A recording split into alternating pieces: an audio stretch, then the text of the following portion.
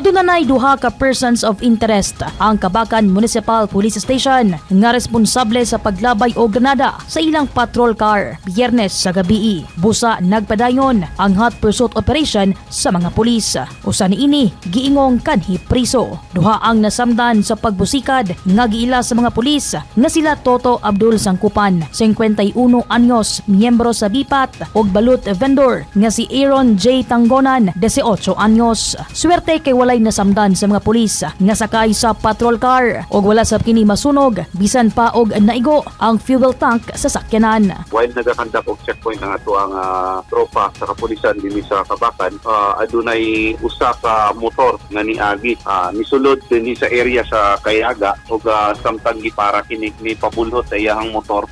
Dunay duha ka buok na sakay atong motor ug gigukod kini sa ato ang kapulisan tungod kay kaduda-duda no ang ilahang mga itsura ang sulob ug sa pagpadagan pa lang nila wa sila ni respeto sa ato ang checkpoint. Kaduda-duda na gyud. Mao kato nga gigukod sila antud sa naapsan sila dinhi sa may area sa Osias ug dito na giitsa ang Granada ilalom sa patrol car sa ato ang kapulisan. Subay sa report sa kapulisan, gigukod sa mga pulis ang duha ka mga lalaking nagmotor kay wala kini mirespeto sa checkpoint. Hangtod nga miabot sa barangay Osias, Kabacan, Cotabato ang ginugdanay ug dihang hapit na maapsan Gilabayan og Granada sa mga sospek ang patrol car sa pulis. Malipayon lang po kita ma'am no nga ang ato ang tulo ka pulis personnel nga nakasakay sa patrol car is unharmed sila, wala sila injury apan na ang nakalain lang niini kaya adunay na angol. Adunay duha ka sibilyan na nasamdan tungod ni atong puto.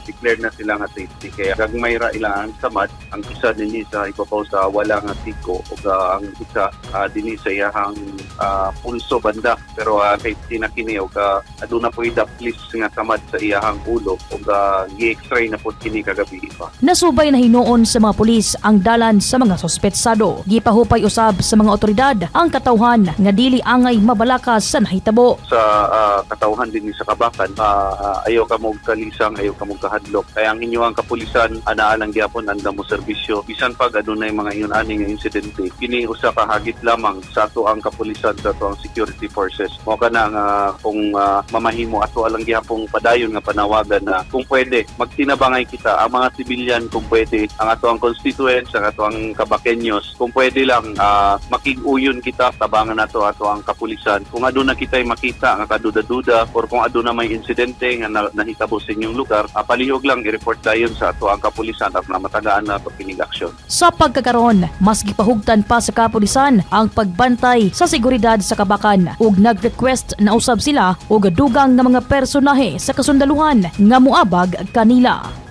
Daiza Libong, Newsline Philippines, Province of Cotabato. Stay safe.